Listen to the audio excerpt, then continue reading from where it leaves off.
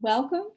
I'm Beth Saunders, and if you have old photographs or documents or anything about your family that you've been meaning to get around to, you are in the right place. So I know some of you are working on different kinds of projects, and you're going to be able to ask questions, especially at the end, so that I can help you with any particular things that you need to know.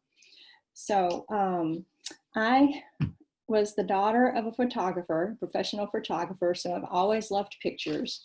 And I've been a family genealogist since the 90s, so you start sort of accumulating documents.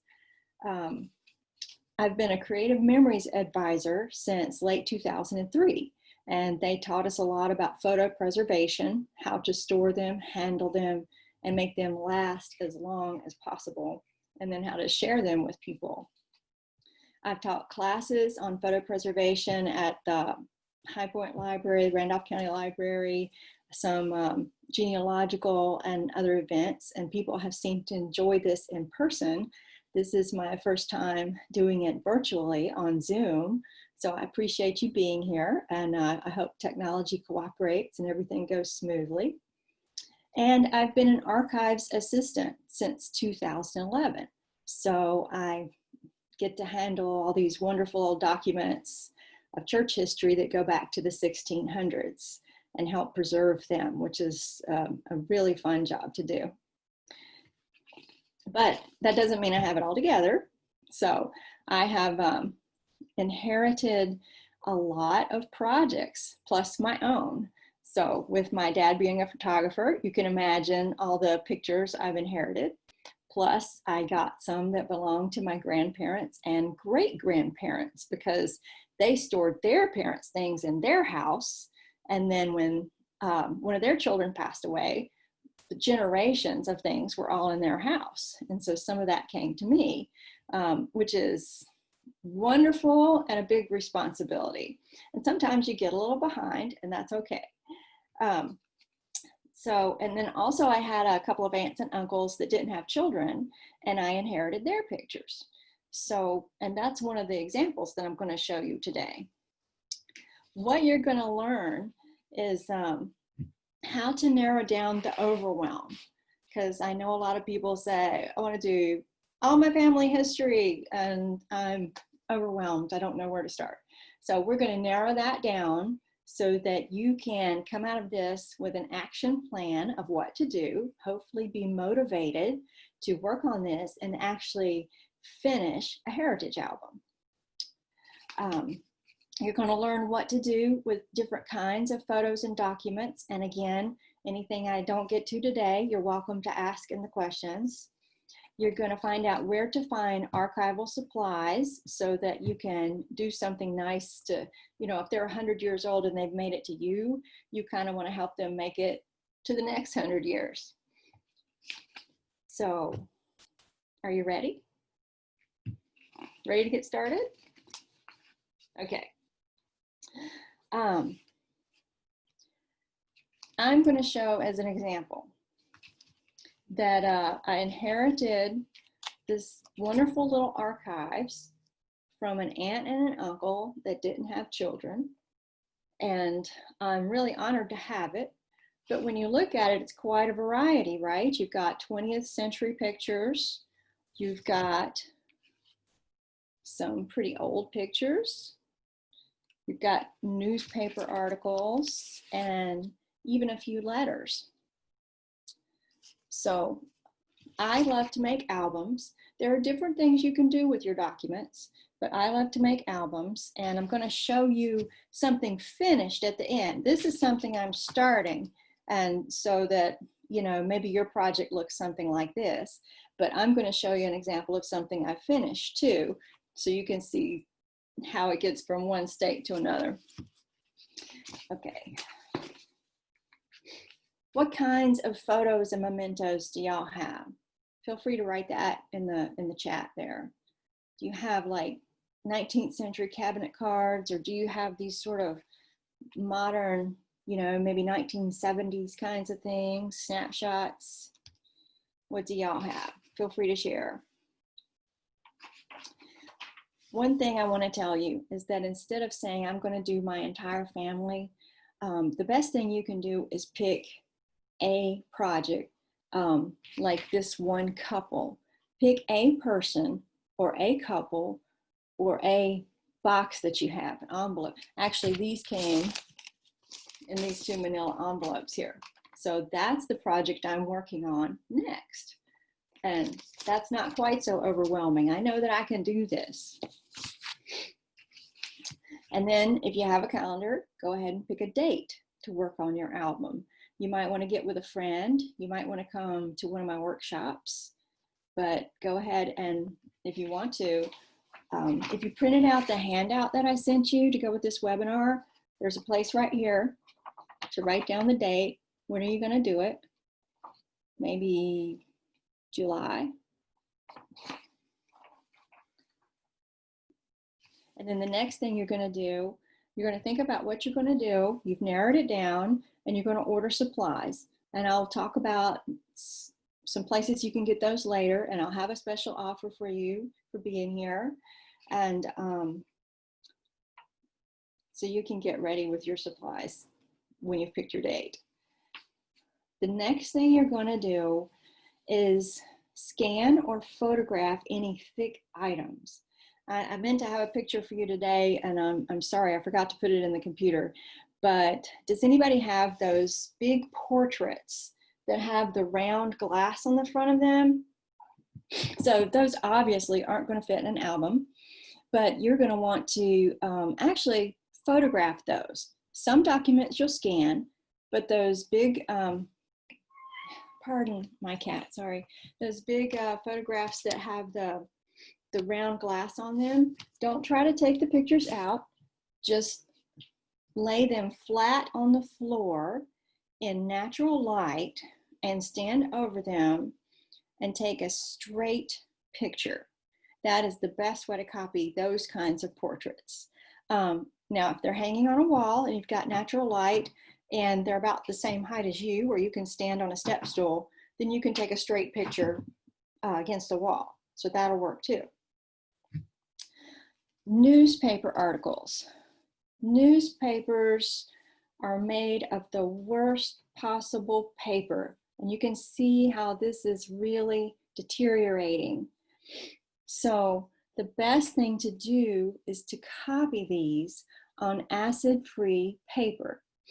Now, acid-free paper, you can special order it from Staples, but if in the archives we try to get so much % cotton or rag, and that might be hard for you to get, but you can order acid-free paper and you can make copies. And I made a copy here. You can make them in black and white, or I like to make them color so that they still look old. And then I cut them out. And frankly, you can toss these, but I know it's hard to do.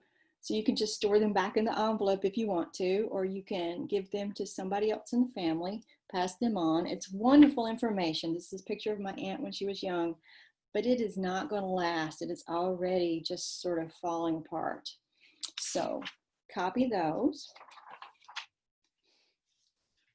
And then if there's anything you want to scan, or for example, you may borrow somebody else's pictures. I don't have a good picture of this couple, like a wedding picture or anything posed. So I might try to get that from one of their other nieces and nephews. And then I would need to scan it so that I could give it back. Or these days in digital photography, sometimes I go over to their house and just take a picture of the picture. And that works out pretty well.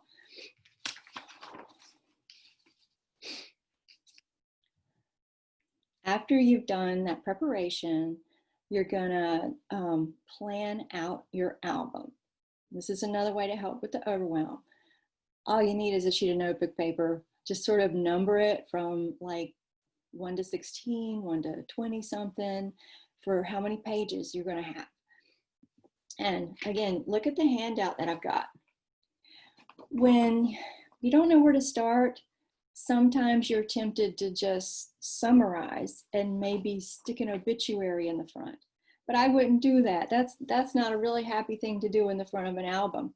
I would take their prettiest, bestest picture, maybe not a childhood picture, but like a posed portrait, something they did for a church album, and put that on the front page, and then write their name or the last name of the family, whichever you like. Again, I'm going to show you an example of a completed one in just a little while. So that's what I would do on the first page. And then chronological is a great way to do it. Behind the first page, maybe on pages 2 to 3, because your first page is going to be by itself, and you're going to open up the album, and 2 and 3 will be together, 4 and 5 will be together, kind of a 2-page spread. So on pages 2 and 3, if you have a family tree, Donna, you're on Ancestry. The example I'm going to show you, I printed one right off of Ancestry and put it into the album. So you can do that. Also, I'm going to show you a family tree that we have that you can get. It's really, really pretty. So I would do something like that, family tree on the next pages, then childhood photos, then, and it depends on what you have. If you don't have any childhood photos of, say, your grandparents or great-grandparents, you can go take a picture of the house where they lived, or you can go take a picture of the place where they lived, even though it might be a florist shop or a drugstore right now, and just sort of write down a little bit of history of where they came from. And then in the next pages, if you have any of their school or military, things like that, you can add that right in. And then if you're doing a couple, you might want to start over with the other person, the spouse, with their childhood pictures and where they grow up, and sort of progress there. As you see on the list, maybe their wedding photos, maybe a marriage license that you found online, just print that out and put it in your album. And then chronological, their first house, their children, any travels they did, their grandchildren maybe, but you don't have to include everything. Remember, in our albums, you can add pages later, so you can actually finish and not worry about it being perfect, because you can always add something later if you really, really need to. But I love having something finished. And one of the best deadlines for me is a birthday or a family reunion. I did something that I had been meaning to do for years and years on one side of my family for my aunt's 80th birthday. That was my deadline. I love deadlines. And then if you sort of promise to show it to somebody else, or I'll have it by Christmas, that'll give you a deadline, and that'll help too. Okay, and I'm also, in addition to pictures, as you're going to see, I'm talking about documents too. So I have, again, I have big pictures, I have letters, and let me show you the one that I've finished so you can sort of see what I'm talking about. Okay, I'm going to share my screen, if I can remember how here.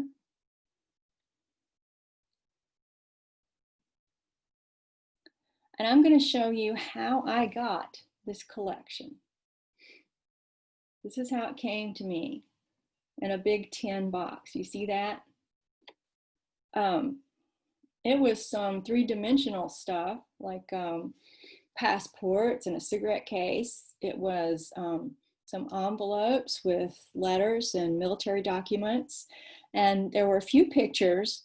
1 or 2 of them were really beautiful, and the others were just copied out of the passports. And then there were some snapshots that were in the envelopes. And I was asked to do something with these by members of my church. This was a lady in our church who unfortunately survived her children and didn't have any grandchildren. And they wanted me to do something special to remember her.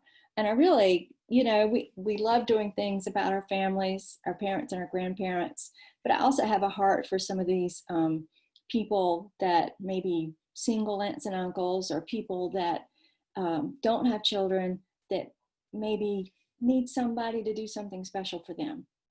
So honestly, I didn't know what to do, because the people that handed me this wanted me to put something on the wall. They wanted me to make a shadow box or something like that. And I thought about it for a couple of years. What am I going to do? And then I thought, finally, I make albums. I'm going to make an album out of this. It's okay. So let me show you how that ended up. Stop the sharing here. And let's see if I can tilt my screen. And you'll feel free to comment if you can't see. Maybe you can't see the whole thing. But as you see, I took one of the prettiest pictures and I put it in the front with her name. She did live to be over 100 years old. Those are correct dates.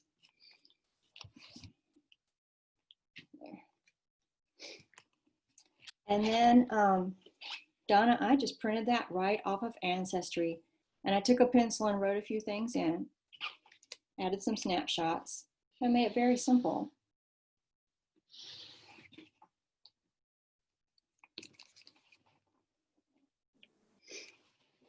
And then we had some just gorgeous pictures of her from the 1920s. I actually put the passport in here. We have some corners, and you can put things like that in there. Sorry if I'm getting a little feedback here.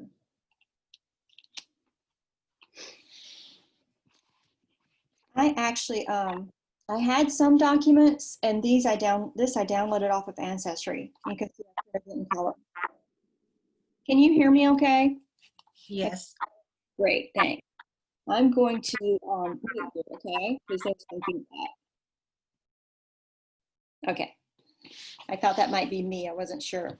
Okay, so I had the actual passport on some pages right there in the corners. But these are copies from the passport. And this is probably the only picture that exists of this little guy here. So these are copies. I know they look real, but they worked out really well. And I got some of these school pictures off of Ancestry, but I had these.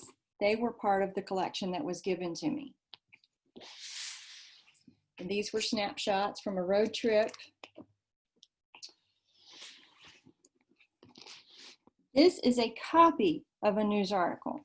It was given to me torn just like that, but I knew that it was going to degrade and just mess things up. So I made a copy on my printer and just cut it out exactly like it was. This is also a copy from a wallet. So that's something you could put into. But it's an actual envelope, an actual photograph, and copies from the wallet. So you can choose what you want to put in. It depends on where you want to keep stuff. If it's flat, these albums are a great way to preserve them. Let me just finish up here. These are actual telegrams, but I cut out from a newspaper article. I mean, a copy of a newspaper article, because I wanted to keep the telegrams. And so they're stored in the corners here so that you could take them out if you need to. This is a copy from the passport, and this is the actual passport. Some letters.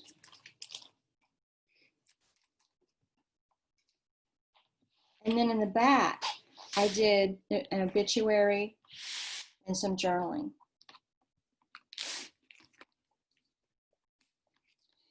These are top loading. Well, now we have top loading. These were the old side loading sleeves. So I had some miscellaneous items that I didn't know what to do with and some correspondence. And I just put this in this sleeve along with this letter here.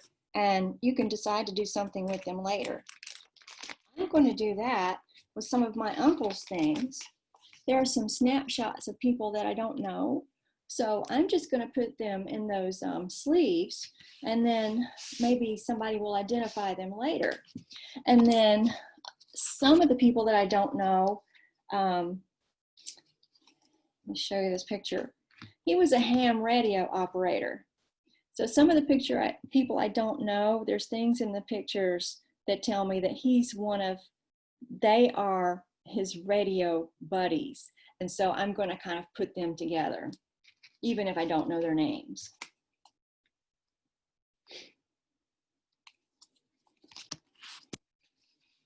Okay, so, and I added a little bit of decoration here. You see I added some paper. You don't have to. You can just use your own writing or a little bit, but you can keep it simple. I just put little things like that on there to enhance it a little bit. After you've finished, you can store or give away the things that you didn't put in your album. Like, for example, that cigarette case obviously isn't going to fit in an album, but I did put the passports in here. So some of the things went back into the little metal box, and maybe I will find some relatives someday that would like to have that. Like the newspaper articles that you copied, if you want to give the originals away, that's fine. It's great to share because we all love getting things shared with us from our extended family, right? And be sure and add dates and any writing, like if you remember that old house, if you were there when you were little, if you spent a lot of time there, be sure and write those things down. Extra pictures that you're not using, you can use a photo labeling pencil and write on, it's safe to write on the back with that. You might want to get with some older relatives and see if they can identify those pictures, and you can write down who's in them.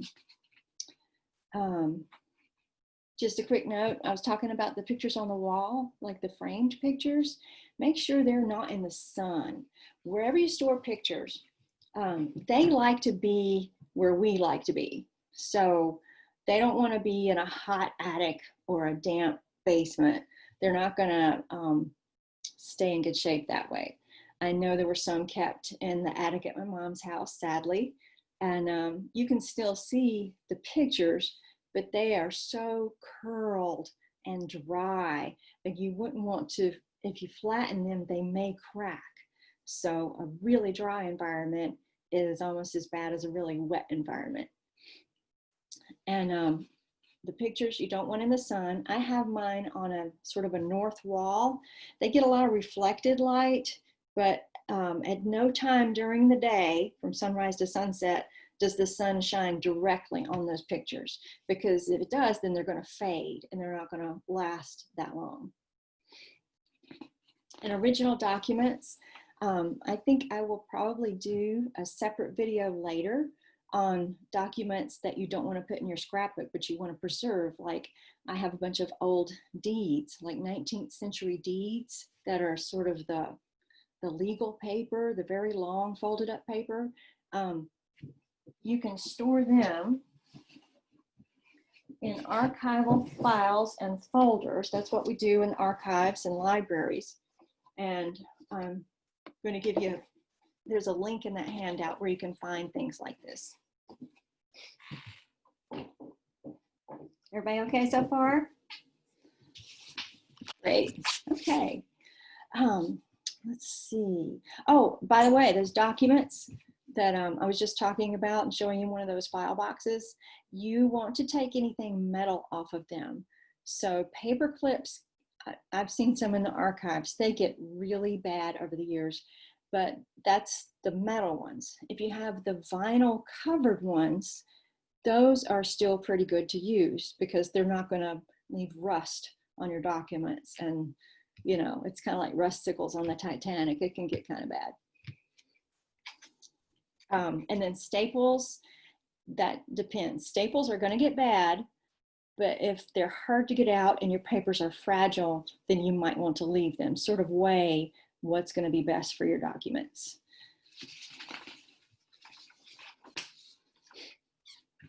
Okay, so those are the main ideas. Everybody doing okay so far? I'm going to show you where you can get some supplies. When I did Norma's album, the one for the lady at church, I just did a plain album. That's all I had, but we have some special things now. We have a Family Memories album kit. And it comes with this sort of leather looking album and pages and page protectors already in it. And this really pretty family tree. So it comes with 25 little name tags. And this is two-sided. It's kind of got a dark side and a pale side, but they both have little green leaves on them. And isn't that really pretty? So it comes with the family tree, and it comes with these borders. Really delicate there. And I left one off so that I can show you that they're all two-sided. So they all have two colors on them. So some of these have kind of a gold on the back, and some of them have kind of a green or blue or brown.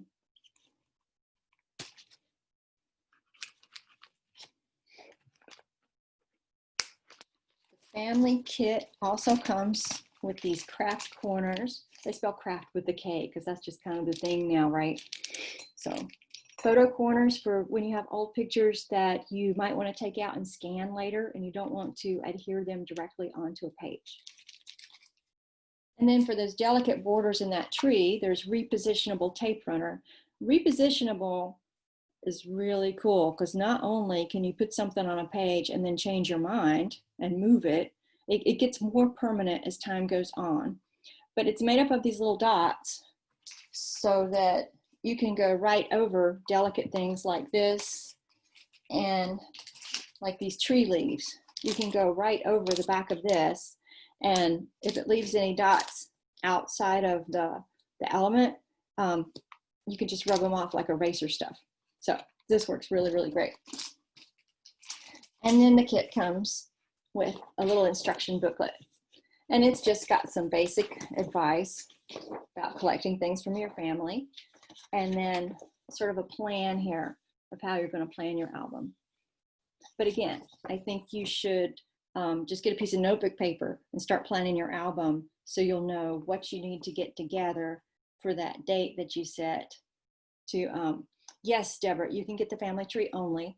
I'm going to mention they're all on back order right now, the family tree and the album, but I have a link in my, my handout where you can pre-order them from me, and I'll make sure you get one. I'll order them as soon as they come out.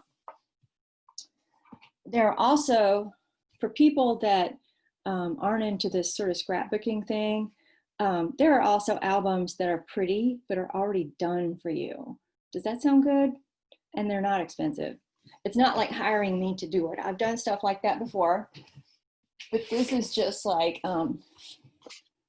so we have several.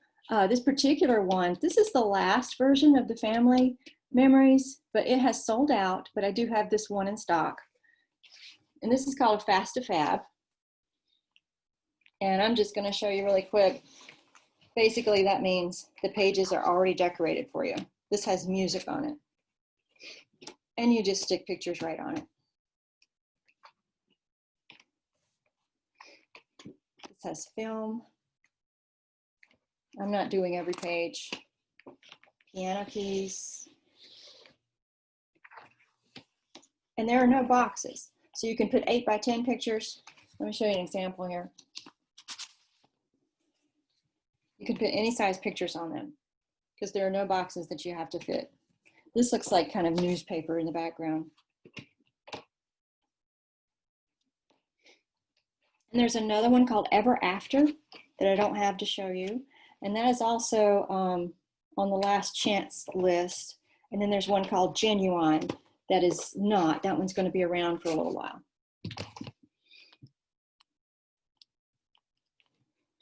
So those are called Fast to Fabs. And then the thing I showed you with the tree is called the Family Memories Album Kit. And the album kit is $99. If you bought everything separately, it would be over $106. So you get a little savings. Again, you can get extra trees, but if anybody buys the bundle this week, by this weekend, then I will give you a free photo labeling pencil, and you won't have to wait for that. I'll mail it right to you because the kit is right now sold out, but it's going to come back in July. And like I said, if you pre-order it, then you get that extra pencil, and I will get on that as soon as they come out because they'll give me a heads up. And also, if you decide that you don't want to do the pages and you want to get a Fast to Fab and you do that this week, then I'll give you a photo labeling pencil for that too. Let me find, let's see, where's the handout here? I'm not sharing my screen. Get your questions ready while I go find this link for you.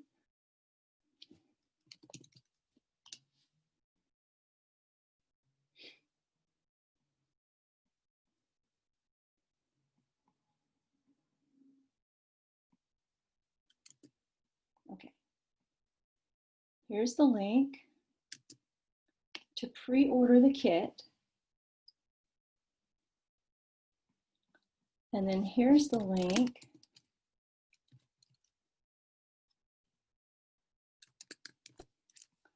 if you want to go look up the FASTA apps, including the ever after. Does anybody want me to show it to you? I can share my screen.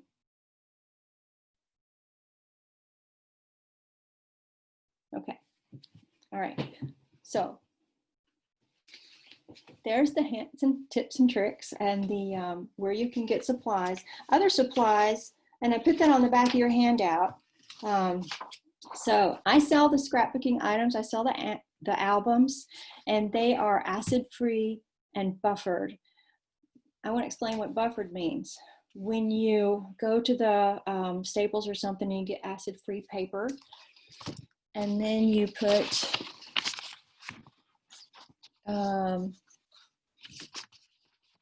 document or a newspaper article on that acid-free paper, it's not acid-free anymore because the acid travels from one item to another.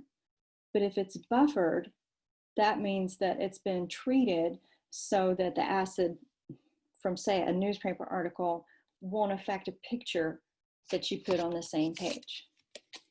It's not going to travel because the paper behind it is buffered. So that's what that means. It's also lignin-free. Lignin is something that comes in tree pulp and makes newspapers turn yellow.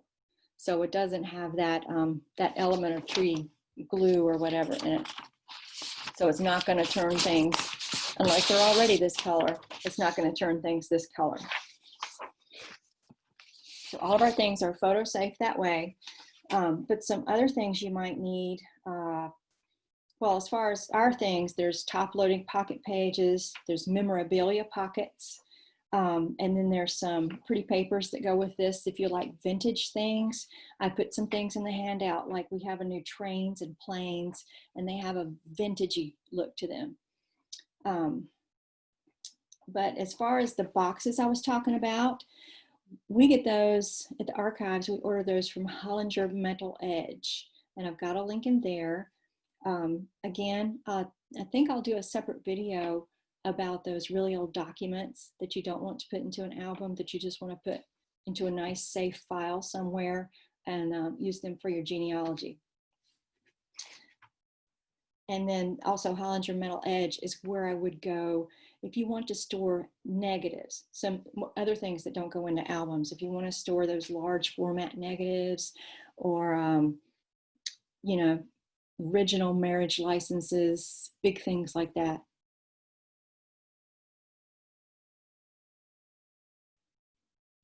I'm going to stop the recording. So thank you all for coming.